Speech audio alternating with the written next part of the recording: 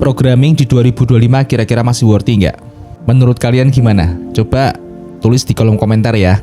Tapi coba kita sama-sama beropini ya. Menurut data, UMKM atau pemilik usaha yang bertransformasi di dunia digital itu masih sangat sedikit. Apalagi di berbagai platform berita, pemerintah juga sangat mendukung dan mendongkrak semua UMKM dan pelaku bisnis untuk bisa bertransformasi ke dunia digital lebih jauh. Kita sama-sama tahu dunia programming itu berperan besar di dalam perkembangan dunia digital. Tapi programming yang gimana dulu nih? Tapi mungkin di 2025 ke depan, mindset kita jika ingin berkarir atau berkarya di dunia programming itu mungkin harus sedikit banyak diubah.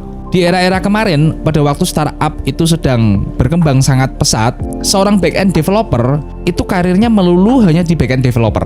Begitu pula dengan front-end developer misalnya. Front-end developer juga seperti itu, melulu di front-end developer. Yang di DevOps mungkin juga seperti itu dan lain sebagainya. Tapi di 2025, perkembangan teknologi sudah semakin pesat. Apalagi kemajuan AI atau Artificial Intelligence itu sudah masuk ke semua aspek digital. Bahkan banyak ketakutan-ketakutan bahwa pekerjaan programming nanti akan diambil oleh AI. Tapi menurut saya itu masih nanti sekali ya, atau mungkin tidak akan mengambil pekerjaan di dunia programming, tapi justru membantu dunia programming menjadi lebih efektif dan efisien. Jika ingin tetap mengais rezeki di dunia programming, ada banyak faktor yang harus dilalui. Yang terutama adalah belajar. Kita harus terus belajar mengikuti perkembangan teknologi yang sangat pesat. Tapi di samping itu, kita juga tidak boleh menjadi FOMO, atau kita harus membatasi tidak terlalu ikut-ikutan dalam pesatnya dunia teknologi. Pada waktu kita belajar, tetap fokus dulu pada satu ilmu yang akan kita tekuni. Yang kedua, selain ilmu teknis seperti coding dan ilmu teknis lainnya, ada banyak skill yang harus ditingkatkan. Jangan lupa, pada prinsipnya, seorang software developer atau programmer itu dituntut harus bisa menyelesaikan sebuah masalah, menjadi problem solving. Terkadang atau kebanyakan user atau klien itu tidak peduli kita mau menggunakan bahasa pemrograman apa, kita mau menggunakan stack apa, mereka tidak peduli.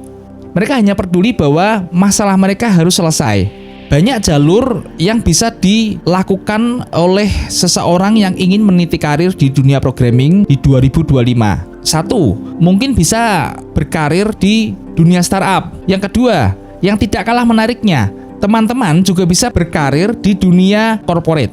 Ada perbedaan antara startup dan corporate. Kalau startup itu biasanya memang gajinya gede, tapi kepastian dan kelanggengan karir itu masih sangat menjadi hal yang rancu di tahun-tahun sekarang, apalagi tahun-tahun ke depan. Beda halnya jika teman-teman ingin meniti karir di dunia corporate. Corporate itu sudah matang, sudah bagus secara profit.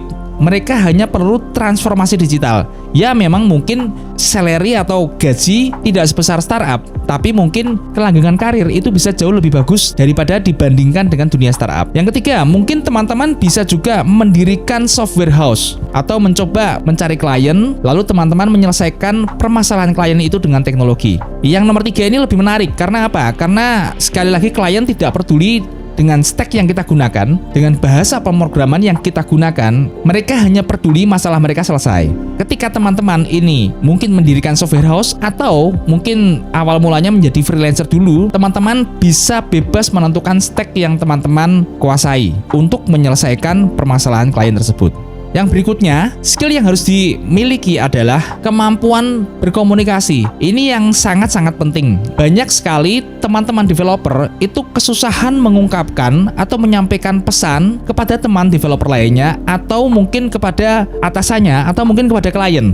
Maka dari itu, public speaking, kemampuan berkomunikasi itu harus terus dilatih dan tidak kalah pentingnya dengan kemampuan teknis. Sekali lagi, masih worthy nggak programming di 2025? Kalau menurut teman-teman bagaimana? Coba tulis di kolom komentar ya.